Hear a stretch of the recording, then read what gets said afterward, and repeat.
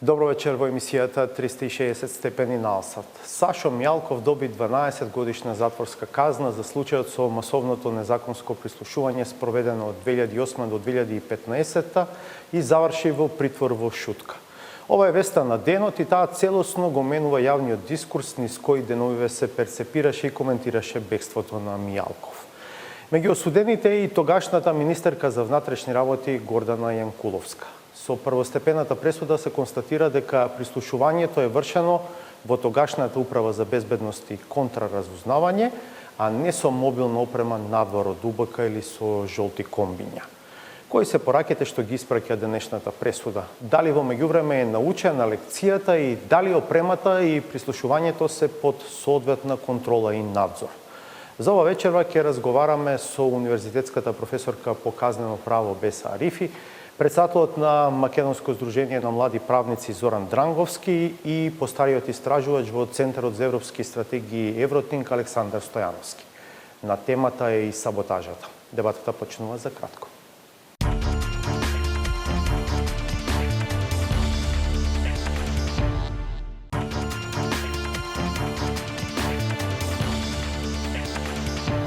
Гледате 360 степени. 6 години откако тогашниот опозиционер Зоран Заев јавно го обелодени случајот со масовното прислушување, кривичниот суд во Скопје објави првостепена пресуда со која прогласи за виновни 11 лица, вклучувајќи ги тогашниот шеф на УБК Сашо Мјалков и тогашната министерка за внатрешни работи Гордана Јанкуловска. Некогашното СЈО го поднесе обвинението за предметот под кодно име Таргет Тврдина на 30 јуни 2017 а по една изгубена година поради бегството на Горан Груевски и Никола Бошковски, судскиот процес почна ефективно на крајот на август 2018 година. Ова е темата за вечерва, а во дебатата учествуваат Беса Арифи, добро вечер, добре дојдовте. Проректорка на Универзитетот на Југоисточна Европа, инаку професорка по казнено право. Благодарам што сте со нас. Фалемдеритовте сам. Зоран Дранговски, председател на невладиното Македонско здружение за млади правници. Добре дојдовте. Добре. Александар Стојановски, постар истражувач во Центарот за европски стратегии, така Евротинк. Добро вечер и за вас. Добро вечер. Првото прашање ќе биде генерално Арифи, еве ќе почнам со вас. Мјалков доби 12 години затвор за 3 кривични дела, меѓу кои злосторничко здружување. Тој од денеска е и во ефективен притвор во Шутка. По бурните неколку дена, како го доживеавте денешниот ден? Mendoj se kjo është një ditë shumë e rëndësishme për drejtsinë në Republikën e Maqedonisë së Veriut, duke marrë parasysh që rasti Target Fortesa ishte rasti kryesor, nëna e të gjitha rasteve të cilat i ngriti prokuroria atëhershme speciale dhe i cili rast sot edhe erdhi deri në aktgjykim në shkallë të parë. Mendoj se kjo ditë është e rëndësishme, për shkak se një njeri shumë i fuqishëm, një njeri që shumë njerëz frikojshin t'ia përmendin emrin, kështu që e thirrnin si njeriu nga hija, njeriu që ishte kushëriri i dikujt, kështu me radhë, pra frikojshin edhe emrin t'ia përmendin, sot përfundon si një njeri i dënuar në shkallë të parë, edhe atë me një dënim mjaft serios. 12 vjet burg janë dënim serios, konsiderohen si dënim mjaft serios, dhe në këtë drejtim do me thënë, mendoj që gjykata, duke shpallur një aktgjykim të tillë, përçoi edhe mesazhin se një vepër e tillë penale është një vepër e rëndë penale dhe e njëjta duhet të mos përsëritet më nga gjithkush që mund të vijë në pozitën e fuqisë të cilën Sasho Mjallkov e ka pasur përpara. Се разбира дека допрва треба да се чека правосилната пресуда, случајот ќе оди на апелација, право на жалба имаат и осудените и специјалното јавно обвинителство, веројатно и двете страни ќе се жалат, ќе видиме на крај како ќе заврши сето тоа. Дранговски, ако биде вака, може ли да се зборува за задоволена правда? Барем во овој случај, бидејќи, како што рече и Арифи, станува збор за случај мајка на сите случаи кои што произлегува подоцна од СЈО.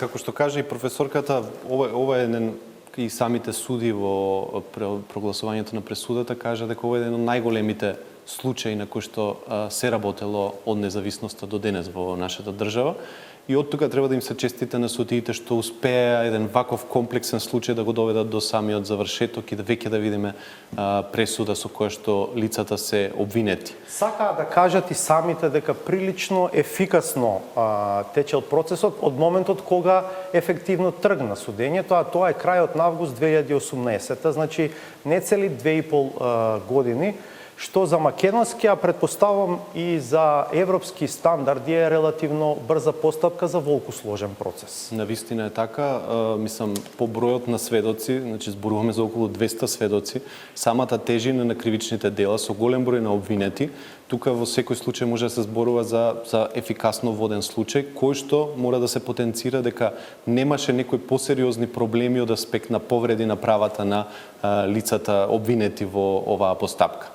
Меѓутоа, добро и го поставивте прашањето за да кажеме justice is served, оно што американците го имаат како најважен постулат, ќе треба уште малку да почекаме, меѓутоа во овој момент, во оваа фаза, тоа што е направено е навистина за пофалу. Стојановски, што е вашиот впечаток? Бидејќи перцепциите се важни. Точно. Видете, ова е еден многу значаен чекор во она патека која што нашето општество мора да ја изоди за да се одзароби општеството. Не е ова последната фаза на одзарабувањето на општеството, предстојат уште значајни чекори во таа насока. Како што рековме, значи ќе мора да почекаме да видиме во каква форма ќе стане правосилна пресудата и како ќе се одвива одслужувањето на казната. Арифи, веројатно сенка фрли сето на што се случуваше во претходните неколку денови, особено бегството или веќе како ќе го нарекуваме тој чин кој што се случи кога полицијата не можеше да му го врачи решението за издржување на куќен притвор на Мијалков, многу сомнежи за договор меѓу извршната власт, влијание незино врз обвинителството, врз судството, за Мијалков да се стави во поповолна позиција, се чини дека денес дискурсот почнува да се менува и тоа драстично, но сепак веројатно ќе биде добро ако може да се истера и тој случај. Кој му дојави на Мијалков дека има таква одлука за да се даде во бегство? Sigurisht ishin disa ditë të një paqartësie shumë të madhe se çfarë tamam ndodhte dhe normal kur ka paqartësi të tilla janë të ndryshme dhe teoritë të cilat paraqiten, mund të ketë edhe teori të konspiracionit se kush me kë për çfarë është marrë vesh. Mirë, po megjithatë, unë mendoj se me kalimin e kohës do të shihet se faktikisht domethënë ajo që ndodhi ato ditë ishte një tentative pa suksesshme për tu aratisur e personi që tani është i dënuar në shkallë të parë, Sasho Mjallkov. Mendoj se ai mund të ketë pasur informata lidhur me mënyrën se si do të dënohet nga vetë akt akuza e ngritur kundër tij dhe nga vetë rasti i cili u zhvillua në gjithë këto faza dhe prandaj edhe u përball megjithatë është frikë, domethënë se nuk është dënimi i lehtë, siç e thash, 12 vjet nuk është diçka e lehtë dhe prandaj mund të ketë kaluar edhe në atë fazë, domethënë që të ketë menduar ikjen. Sigurisht që duhet ketë легитимен и легален начинот на кој што особено премиерот Заев тврди дека е направен притисок врз него за да се врати. Во таа негова изјава има елементи во кои што може да се препознае сепак мешање на извршната во судската власт. Unë mendoj që ishte detyrë edhe e pushtetit ekzekutiv në të cilin bën pjesë edhe Ministria e Punëve të Brendshme që të gjendet dhe të lokohet, të gjendet vendi se ku është personi i cili ka filluar aratin. Но dhe në këtë drejtim, не и обвинителството и судството. Sigurisht, do me thënë dhe në këtë drejtim aty ishte, mendoj që ishte operacioni me të vetmin qëllim që personi të gjendet dhe të kthehet përsëri atje ku e kishte vendin. Dhe në këtë drejtim unë mendoj që u bën një hap i mirë në kuptimin e asaj që u bën të gjitha mekanizmat në kuptimin e kufizimit të pronës së tij, ngrirjes së pronës së tij, hapjen e investigimit apo hetimeve rreth familjarëve të tij për mënyrën e aratisjes dhe faktikisht ai personi në arati u detyrua që të kthehet në një farë mënyre dhe mendoj që ishte një hap i suksesshëm deri aty. Sigurisht që kishte thash shumë paqartësi, ndoshta jo koordinim të mirë mes institucioneve, njësër si them vajtjesh, ardhjesh dhe ndoshta edhe ndërhyrjesh, të cilat mendoj se duhet duhet ti shqyrtoj dhe ti zbardh hetimi lidhur me momentin e aratisjes së Mjallkovit. Mendoj që tani ka më një hetim i cili zhvillohet aty dhe duhet presim se çfarë do të dalë nga ai hetim, se kush dhe në çfarë mënyre e ka informuar atë për zhvillimet në prokurori ose në gjykat dhe si ka ardhur deri tek vendimi për aratisjen. Por megjithatë do duhet që ta shohim edhe si një sukses faktin që kjo aratisje u ndërprer, mbeti në tentativë të pasuksesshme dhe rasti u gjykua në shkallë të parë kështu si u gjykua dhe personi tani gjendet në paraburgim. Për mua është posaçërisht problematik momenti kur ai u kthye nga aratia në një farë mënyre dhe përfundoi në paraburgim shtëpiak. Vo kukjen pritvor, Po, da. ky është momenti më problematik në krejt ato ditët paraprake që arritëm deri në sot, për shkak se një person i cili është aratisur dhe pastaj është kthyer jo si pasojë e tërheqjes vullnetare nga aratia e tij, por si pasojë se ishte i shtrënguar të bëjë një gjë të tillë, nuk guxonte të shkojë në paraburgim shtëpiak, sepse kthimi i tij nga kjo aratisje nuk ishte vullnetar, po ishte i detyruar në një farë mënyre dhe kjo asesi nuk duhet të konsiderohet si një rrethan lehtësuese që ai të shkojë në paraburgim shtëpiak. Sikur të ishte dikush tjetër, pa dyshim që nga momenti i kthimit të tij do të shkonte direkt në paraburgimin normal dhe jo në një paraburgim shtëpiak. Mendoj që aty u vendos pak hije në kuptimin e konsideratës apo pozitës paksa të privilegjuar të këtij të pandehuri në këtë vepër penale. Dobro, денеска предметните обвинители Ристовска и Пеливанов образложија зошто сметаат дека сепак сега треба да оди во притвор, таква беше и одлуката на Dhe është vendim судечкиот shumë i совет. mirë që tani ka shkuar në paraburgim normal, për shkak se do të ishte pa kuptim që të vazhdoj të qëndroj në paraburgim shtëpia. Имаме тука сега, ако можам да кажам, еден проблем или едно отворено прашање поврзано со должината на притворот, бидејќи станува збор за обвинителен предлог по кој што е Мијалков осуден денеска.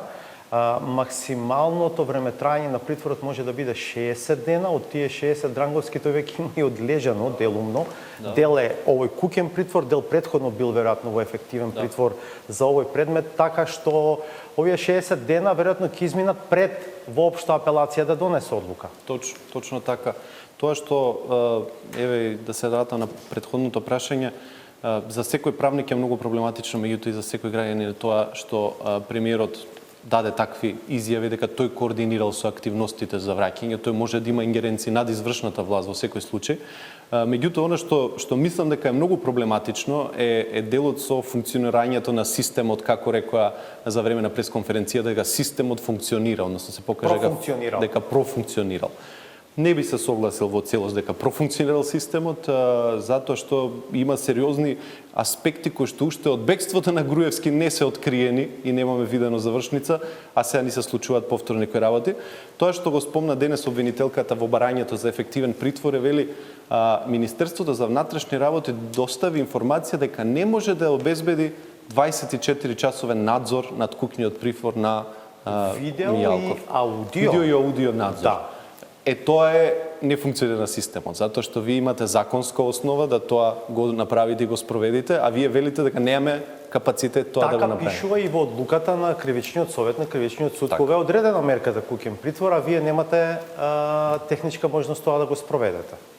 Да, тоа е сериозен проблем кој што не смее да се дозволи во еден ваков случај. Мислам и во друга случај, особено во еден ваков случај. Да. Се враќаме на содржината на таргет тврдина. Судот денеска констатираше, како што беше наведено и во обвинението, дека прислушувањето е вршено со опремата во Управата за безбедност и контраразузнавање, што е важна констатација за конечно да се расчисти каде и кој прислушувал.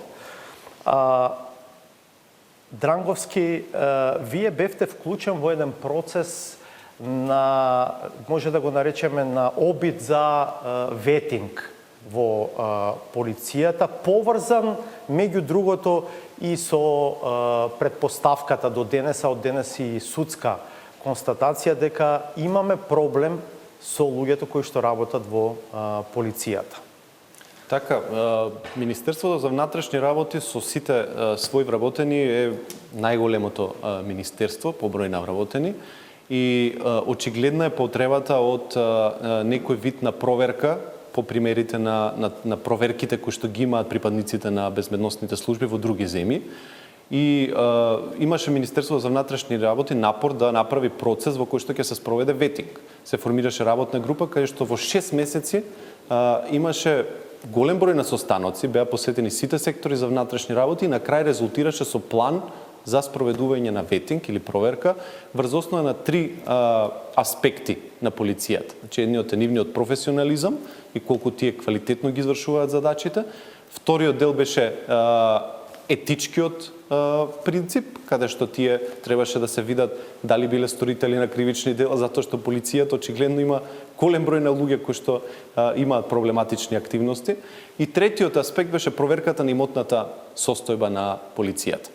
Меѓутоа, кога се види дека државата нема капацитет да спроведи проверка на имотната состојба на највисоките државни функционери, а зборуваме тука за илјадници вработени во Министерството за внатрешни работи, предпоставувам дека на крај заклучокот беше дека тој процес или не може да се спроведе во оваа фаза, или се одлага за некој период, затоа што не добивме никаков повратен одговор во која фаза. Почна, но не заврши процесот. Се направи планот и тука застана целата работа. Стојановски, знам дека од периодот на, како може да го наречеме, расформирање на УБК и неизино трансформирање во две нови институции, Оперативно-техничката агенција, во која што се смести опремата, до која што стигнуваат во водовите од телекомуникацијските оператори, и Агенцијата за национална безбедност, на некој начин сте вклучени во делот на тоа како е поставена контролата и надзорот и дали функционира. Едно од прашањата што денеска се наметнува по првостепената пресуда е дали е научена лекцијата. Дали е научена лекцијата по периодот 2008-2015 во која што очигледно се случувало масовно прислушување, масовно кршење на човековите права од страна на државата, од страна на институциите на државата. Дали според вас законски сега нормативно е добро поставен делот за контрола и надзор? Прво да разграничиме два момента. Значи, после скандалот со прислушкувањето имаше две фази на реформа која што беше насочена кон безбедносните и разузнавачките служби во државата. Прво беше одвојувањето на техничкиот момент на прислушкување, односно на слушање во ОТА. Тоа се случи најпрво. Во 2019 година беше формирана Агенцијата за национална безбедност, наследникот на УБК, на Управата за безбедност и контраразузнавање, и со тоа беше одвоен од склопот на МВР тој апаратус безбедносен во посебна институција, посебна целина која што ќе биде независна од полицијата во делот на своето делување. Што би се рекло, тајната полиција беше одделена од полицијата. Од полицијата, баш така. И со тоа неблагодарно би било тајната полиција да продолжиме да ја ословуваме како тајна полиција. Тоа е организација која што има за цел да се занимава со внатрешната безбедност во државата. Покрај нејза постои Агенцијата за разузнавање која што се грижи за надворешните активности поврзани со интегритетот и безбедноста на државата и военото. Сега, сите овие ОТА, военото разузнавање, Агенцијата за национална безбедност и Агенцијата за разузнавање во нормални демократски општества треба да бидат предмет на контрола. Контролата е сегментирана и контролата најчесто има два карактери: внатрешна контрола која што е форма на контрола на работењето на овие институции од внатре, и надворешна контрола која што ја сочинуваат независни тела како што се Народен правобранител, Агенција за заштита на лични податоци, Дирекција за безбедност на класифицирани информации, Државен завод за ревизија. Денеска при изрекувањето на пресудата судиите меѓу другото ќе кажат ова се случило затоа што меѓу другото затаиле и контролните механизми, и внатрешни и надворешни. Сега, тука е една многу важна работа, мора да напоменеме дека има разлика помеѓу контрола и надзор. Так. Во нашиот систем контролата е лоцирана во судските и во обвинителските органи, А надзорот е сегментиран и тој лежи помеѓу парламентот, кој што има во случајот кај нас има 3 тела кои што се занимаваат со надзор и ново формираниот Совет за граѓански надзор, кој што представува хибридно тело наменето да обезбеди демократски надзор над спроведувањето на следење на комуникација. Вака е легислативно поставена работата во делот на надзорот. Веројатно проблем е тоа што е прво многу сегментиран, тоа ќе го коментирате,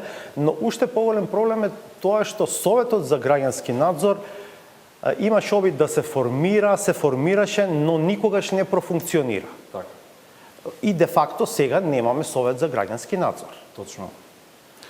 Причините заради кои што овој Совет за граѓански надзор не профункционира како што треба се бројни. Едно е во како законски е поставен и какви ингеренции му се доверени на тоа тело. И после тоа од воспоставувањето на овој Совет за граѓански надзор низа на чекори, како што се правниот субјективитет, неможноста да располага со средствата кои што се алоцирани за работата на овој Совет за граѓански надзор, немањето на техничка и други форми на капацитет за да ги обавува своите задачи.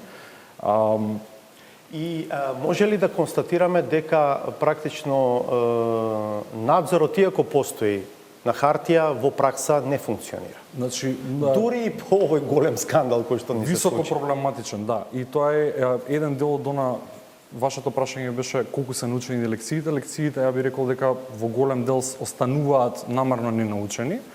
Значи, реформата на безбедносниот сектор во последниве години е направена и под притисок на потребите кои што во општество ги има, но и под притисок на влезот на државата во НАТО. Но компаративните искуства велат дека ако ја земеме Црна Гора да ја гледаме, значи од моментот кога Црна Гора станува членка на НАТО, истите проблеми кои што ги има врзани со надзорот, како што ги имаме и ние, остануваат неадресирани, односно неважни и за меѓународниот фактор, односно НАТО, но и за домашните стейкхолдери во Црна Гора. Ме интересира навистина што и како размислувате, во која насока би требало сето тоа да се доуредува евентуално виднина, но сега ќе одам и со другите гости, па ќе се вратиме малку подоцна на таа тема. Арифи, судиите денеска исто така рекоа секоја пресуда праќа некаква порака.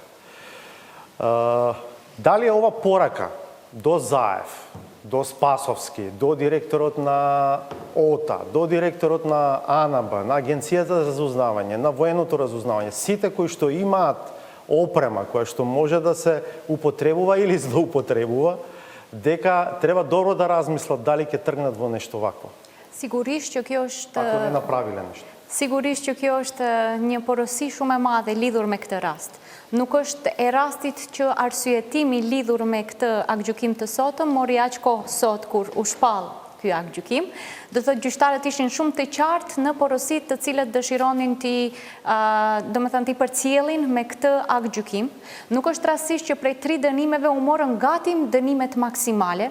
Gjykatat tona zakonisht nuk japin dënime maksimale.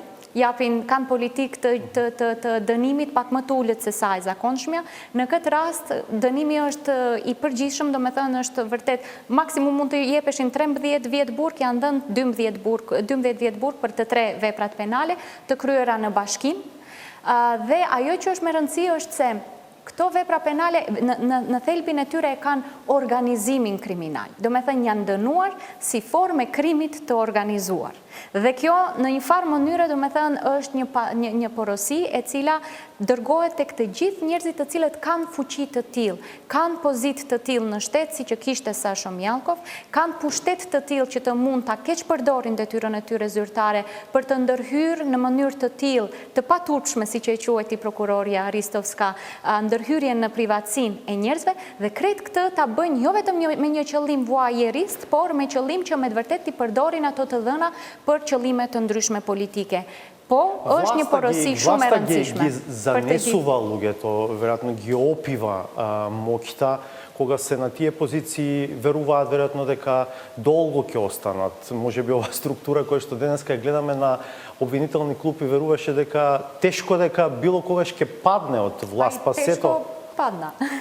Да, факт е тоа, но еве се потврдува дека дури во ваква држава во која што владењето на правото е на стаклени нозе, што се вели, една демократија која што се уште се бори за да стане функционална, дека на крај правдата може да ги стигне оние кои што се огрешиле пред законот. Ashtu, është një shembull shumë i mirë se edhe në vende të tilla, siç e thatë, me demokraci fragjile, me institucione shumë fragjile që tani më fillojnë të ngrehen në këmbë, është e mundur kur ka me të vërtet vullnet për të sjellë një gjykim i tillë kaq i rëndësishëm, jo vetëm për të akuzuarit sot, po për të gjithë ata që do të ulen në ato pozita dhe do t'i kenë këto fuqi dhe këto pushtete që të bëjnë atë që kanë bërë dikur, domethënë Мјалков dhe të tjerët. Дранковски, лошо е кога обвинителството и судот постапуваат под влијание на јавноста.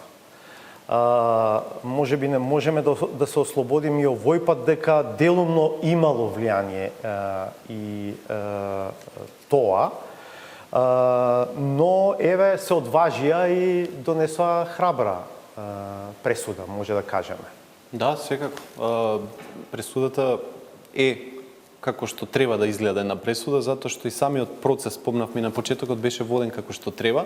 Сега, секогаш има и други аспекти на целата приказна. Некој ќе рече, и мене дајте ми хотел Мериот, па и јас ќе лежам 10 години затвор. Меѓутоа, тоа е целокупноста на системот. Дали ќе се испитува понатаму потеклото на имотот, дали нема да се испитува, дали ќе одлеже.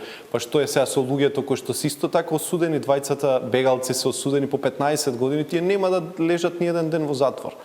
Дали да, тоа е... ќе влезете во затвор на 55, ако излезете на 65, така. не е исто. Се согласувам. И од тој аспект, ако имаме предвид дека ова е веќе четврто прислушкување од овој или трето прислушкување од овој, не се од овој најголем карактер, и прв пат гледаме ваква судска разрешница. Така што ова треба да биде само охрабрување да завршат и другите процеси и да не се повторуваат веќе вакви случаи. Да додадам. И целта на наказнувањето е токму тоа да не се повтори. И мислам дека токму целта на оваа пресуда е да се пренесе порака, да не се повтори истото дело, бидејќи и порано сме имале скандали со прислушкување, нормално овој беше најголемиот, меѓутоа ова е токму таа генерално превентивна цел на казната, ако би можеле така да кажеме, за да истото дело не се повтори од други луѓе кои што би дошле на власт или се во власт, ако и може да бидат во исти позиции. Стојановски, едно е казната која што треба превентивна, а друго е контролата која што рековте кај нас на обвинителството и на судот и надзорот. И сега констатиравте дека прилично фрагментиран е тој дел, нефункционален во овој момент. Што е вашата анализа, дали може нешто брзо и суштински да се смени? Значи, и праксата и искуството покажува дека каде што има волја и каде што има енергија вложена во некој процес, може да се достигнат брзи резултати. Ова конкретно прашање, иако може со неколку чекори да тргне да се решава, пак ќе треба време за да се створи таа култура на одговорно работење, на транспарентно работење, на законско работење, од страна на оние кои што би требало во некоја идеална ситуација да го вршат надзорот. Идејата која што ја застапуваме е дека треба да се донесе закон за парламентарен надзор кој што ќе ги обедини овие сега фрагментирани тела, Трите тела да бидат едно или да се направи амалгам од надлежностите на тие три комисии, каде што ќе се лоцираат во рамки на едно тело, каде што јасно ќе се знае што точно треба тоа тело да прави. Имаме некои предлози во врска со составот, мандатот, овластувањата, инфраструктурата која што ова тело би требало да биде во рамките на парламентот или независно? Значи, потребно е парламентарен надзор, тело за парламентарен надзор и тој нормално во секоја развиена демократија мора да постои, каде што парламентот, односно представниците на парламентот ќе имаат и надлежности, и инфраструктура, и знаење, за да може да го спроведуваат ефективно истиот. Но вториот сегмент е воведување на вонпарламентарно тело за демократски надзор врз службите и безбедносните служби и целиот тој апарат, Како би се бирало тоа кое тело? што ќе биде нешто налик на Државната комисија за спречување корупција, значи именувано од парламентот, но лоцирано надвор од парламентот. Тоа би биле професионалци луѓе кои што би работеле. Професионалци со инфраструктура, со секретаријат, со средства, со технички лица кои што се доволно спремни да одговорат. Пример некаде во регионот во Европа? Има пример таков, Белгија е еден од тие примери. Овој модел кој што ние го имаме со Советот за граѓански надзор е несрекно копирано решение од Хрватска. Да. Обично така копираме од Хрватска или од Ова е Словенија. стварно несрекно. Надлежностите на овој Совет за граѓански надзор кој што видовме дека не е функционален и не успеа да ја заврши својата задача, се буквално писмоносец, односно англиска кралица. Значи, процедурите на... Според вас, дури не вреди сега да се вложуваат напори за да профункционира ова тело? Значи, дури да профункционира ова тело, целите и духот на контролата која што, односно надзорот кој што треба да го спроведува, нема да може да ги исполни. Значи, потребно е оверхол, одново да се направи концепт за вон парламентарен демократски надзор. Сте зборували ли за ова со некого од власта, бидејќи сепак на крај, нели, главно законодавната иницијатива доаѓа од владата, законите ги носи парламентот и тоа е, нема друг пат. Значи, Вротинг не е сам во приказната и не работи ексклузивно на ова прашање. Верувам дека барем оние структури со кои што работиме на ова прашање, ДЕКАВ конкретно, го имаат адресирано ова идеја и овој концепт до, не знам, владеачкото мнозинство, до опозицијата и така натаму, ние директно не. Добро. Дранковски, приказната не е завршена. Едно затоа што и за овој случај за многу допрва треба да се чекаат или првостепени пресуди или апелацијски одлуки, но можеби позначајното прашање е како Страсбург ќе се постави пред се во однос на помилувањето од председателот Ѓорги Иванов. Во тоа време видовме дека многумина од обвинетите, па и осудени лица, веќе аплицирале пред Страсбург, се повикуваат на аболицијата, што е право, и Грчкиот врховен суд донесе една пресуда кога реши да не ги екстрадира Груевски и Бошковски, со констатација дека во моментот кога е носено помилувањето, не постоела законска можност тоа да биде отповикано. Така. Па не можело ретроактивно сега на штета на обвинетите. На штета на обвинетите да се носи одлука, да. Судот во Страсбург, првата апликација е поднесена во случајот на Владимир Талевски, на градоначалникот на Битола, уште во 2017 година, и после тоа следуваат уште 9, значи вкупно се 10 апликации споени во еден предмет, Талевски и други против Македонија, кај што се чека да видиме што Страсбург ќе каже во однос на повлекувањата на помилувањата, затоа што тие спорат дека повлекувањата на председателот, повлекувањето на помилувањето е незаконски, односно е донесено на нивна штета после самиот акт на помилување. Многу е важно тука да се има предвид дека Страсбург гледа на индивидуалните случаи од аспект на повреди на конвенцијата. Значи Страсбург не го интересира ова прислушкување и сите тие работи, значи Страсбург гледа дали со овај акт конкретно е направена штета на самите обвинети во постапките. Тука има три можни сценарија како Страсбург би одлучил, а тоа би требало да биде најверојатно до крај на годината, затоа што веќе се искомуницирани предметите со владата има даден одговор. Значи тука нашите правни експерти и професори аргументираат дека самиот акт на помилување треба да се гледа како амнестија, тоа е прво. Затоа што биле опфатени многу повеќе лица, не индивидуалци. И вториот аспект е тоа што Уставниот суд не може да врати правна норма во пробет. Меѓутоа, вие денес да го земите законот, членот 11 си стои. Значи и сега председателот Еве Пендаровски може да се повика на истиот член затоа што го има во законот, тој член 11. Така што од тој аспект судот во Страсбург би требало да го цени овој момент на дали се работи за помилување или се работи за амнестија. И случајот на кој што се повикуваат... А шефот на државата нема право да амнестира. туку само да Тоа е, помилува. Да, имаат право да помилува, меѓутоа и тоа не е детално уредено зборум ако тргнеме од овој член 11. Значи тука не вели што треба да содржи, како треба да содржи. Точно, ти може да се гледаат дека се индивидуализирани одлуките. Точно така. Значи во прашањата на Страсбург до државата едно од прашањата е дали одлуките на претседателот Иванов биле индивидуализирани. А ние знаеме дека тие одлуки беа само име, презиме и град од каде потекнуваат луѓето, без број на предмет, без случај за кој се работи за ништо. Така што можните варијанти се најидеална за наш, затоа што и нашиот уставен суд рече дека законски се повлекувањата, е судот во Страсбург да каже дека тоа не било помилување, туку било амнестија и дека претседателот немал такви можности. Меѓутоа, доколку ова го процени дека било фактички правно издржано, тоаш ќе се впушти во тоа дали повлекувањата биле законски или не биле. Затоа што во случајот Лекса против Словачка, на кој што се повикуваат и обвинетите, таму се вели дека ако вие на некој му дадете помилување, после тоа нема повлекување на помилувањето. И токму тоа е Врховниот суд во Грција што кажа во однос на предметот на бегалците Груевски и Бошковски, да. Така да, мислам дека дури не добиеме пресуда од Страсбург, ништо не е завршено. Така да тоа е исклучително важно и мислам дека државата тука треба да го искористи целиот свој капацитет да ги одбрани своите позиции.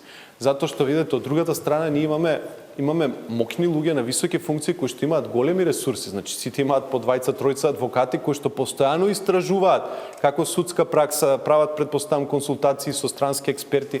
Значи нивната позиција и градењето на случаите е во насока тие да паднат во Страсбург. Арифи? Да, јас мислам исто така дека е ова меѓу најважните прашања во овој контекст и меѓутоа мислам дека целата работа треба да се концентрира во моментот кога се донесени помилувањето, што тој е проблематичниот момент, веќе истите се основани во неважечки член. Според нашата судска пракса и според значи законите во Република Северна Македонија, мислам дека тоа е проблемот. Значи треба да се проблематизира членот 11 во врска со самото донесување на помилувањата и донесувањето да се смета за ништовно. Сега судот во Страсбург да бидеме после тоа кога се бараше начин како сето тоа да се не беше најсреќниот начин за донесување на решение. Зошто 11 ако 11 не бил во правен собраке? Тоа Имаше голем, објаснување да, десковска дека тоа во принцип така се правело секогаш, независно што не бил во правен тоа е проблем. несреќно решение, затоа сме зборувале и навистина е жалосно што се отиде кон такво решение што сега допрва отвара нови проблеми. Меѓутоа, мислам дека судот во Страсбург ги анализира работите од повеќе аспекти и мислам дека ова ќе биде посебно значаен, овие ќе бидат посебно значајни случаи таму, за да се воспостави пракса во однос на помилувањето, бидејќи стварно теоретски тие не може да се повлечат, како што веќе е воспоставено и од судот во Грција. Меѓутоа, се е друго кога помилувањето по себе е ништовно од самиот почеток. Да видиме како ќе се постави судотот и на крајот, ако паднат овие... Не би сакале да видиме што ќе се случи после тоа. Да, ако паднат, прво, како се вели, се случило масовно незаконско прислушување, нема казни за него, затоа што Страсбург сметал дека Иванов имал право да ги помилува, а немал право да го повлече помилувањето. Тие луѓе ќе бидат осудени, известно време одлежале во затвор, не само што нема да одговараат, туку државата ќе треба да им плаќа пенали за тоа што масовно незаконски прислушувале. И навистина ќе биде тоа една абсурдна ситуација. Тоа ќе биде катарза во општеството која што не сакаме никој од нас да ја видиме. Меѓутоа тука и многу правни експерти има аргументација дека зошто кога самите помилувања биле незаконски, после тоа не бил санкциониран претседателот за тоа постапување, зошто не биле... Дури не ни значи, беше почната процедура. Беа игнорирани комплетно тие помилувања и така да тоа уште не ни дава мир на цела држава, мислам, во однос на овој предмет. Да, така што веројатно денеска беше важно камче ставено во еден мозаик кој што е пред предизвикот да издржи, лепакот да додржи, оти многу лесно може да почне да паѓаат камчињата. Не се мунте штој, дita e sotshme është me rëndësi pavarësisht se si shkohen edhe mëtej akt gjykimit për shkak se fakti se a ka qenë e vlefshme falja e presidentit ose jo, është më çështje formale që lidhet me ligjin, por jo çështje meritore që lidhet me fajin. Faji i këtyre të akuzuarve, veçanërisht në rastin e sotshme, sot është konstatuar në gjykatë në shkallë të parë. Dhe pavarësisht nëse në të ardhmen, do të ketë arsye formale, vetëm ligjore, do me thënë që kanë të bëjnë me gabime në procedure, kështu me radhë ose diçka tjetër, kjo nuk do të afshi fajin e personave të cilët sot u shpallën të fajshëm në bazë të akt akuzës dhe në bazë të akt gjykimit që sot i tregoi të gjitha provat në mënyrën se si në mënyrën se si është bërë përgjimi. Znači, važno je što вината е възпоставена, без разлика što... Да, јас може би премногу праволински логицирав, да, не сум правник, признавам. Ви благодарам многу што бевте дел од 360 степени, се надевам фрливме и дополнителна светлина на дел од прашањата кои што во следниот период ќе стануваат актуелни. Еве ова со надзорот, да речеме, воопшто не е тема, а е многу важна, посебно од аспект, како рековте, оно што се случило веќе да не се повтори. Благодарам уште еднаш. По паузата е саботажата, реков и во генералната најава вечерва е на оваа тема, останете да ја видите, навистина е атрактивна.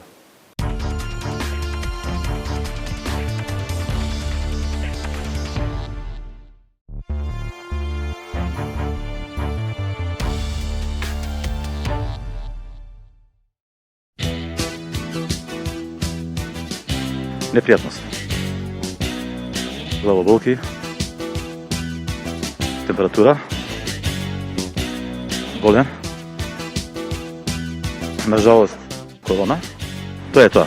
Nikad nisam bio momak oko kog se diže larma, ali mislim da sam faca i da imam nekog šarma, možda grešim. Ne. Ali ja sam takvog dojma.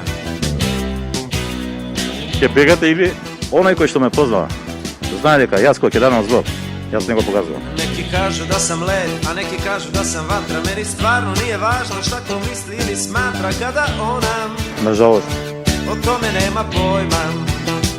се случи тоа еден ден во изолација, вчерашен, и еве гледате непријатност. I uvek smišljam neki novi stih, И еве ме гледате, i neki fason drugčiji od svih, тоа е тоа. ali uvek kad je sretnen kažem ja Не, istu stvar. Pa dobro, gdje si ti? тука сум. Sam ovih dana hteo da te zovnem. По Македонија сте? Да. Ej, reci mi, da li još uvek imaš onaj broj sa 203? Не, тоа ќе зборуваме во друга прилика. Pa dobro, gdje si ti? Тука сум. Što ne navratiš kod kuće sam popodne. Нажалост, навистина болен. Ej, reci mi, kako mama, kako tata, kako baka, kako svi. 140 температура, главоболки. Ја причина што сакав да се изолирам од сателитството, па вчерашниот ден го поминав во изолација. Nekad ne znam da li sanjam, nekad ne znam šta je stvarnost. Ja sam hteo tačno takvu, to je čudna podudarnost. Tačno takvu, Се случува. ma ozbiljno vam kažem. Разбрав утрово и за тоа ми е навистина жал. И еве, доаѓам, откако дознав. Jedni tvrde da je nežna, drugi tvrde da je gruba. Jedni misle da je super, drugi misle da je truba. Ja se slažem, Да, ma ja se uvek slažem. се извинувам на владата, премиерот, на министрите, на правосудните инстанции. I uvek smišljam neki novi stih, Не, i neki fason drugčiji od svih. не, Ali uvek kad je sretnen kažem ja тоа е тоа. istu stvar. Pa dobro, gde si ti? Тука сум. Sam ovih dana hteo da te zovnem. По Македонија сте? Да, Ej, reci mi, da li još uvek imaš onaj broj sa 203? да, Pa не. dobro, gde si ti? Što ne navratiš kod kuće sam popodne. Бев изолиран, Ej, reci mi, се случува. kako mama, kako tata, kako baka, kako svi. Непријатно. Ne stvarno, gde si ti? Тука сум. Sam ovih dana hteo da te zovnem. Во друга прилика. Ej, reci mi, da li još uvek imaš onaj broj sa 203? Нажалост, не, Dobro, gde si ti? Što ne navratiš kod kuće sam popodne. тоа е тоа.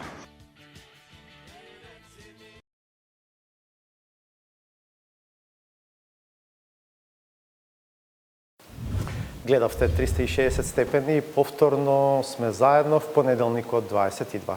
Пријатно.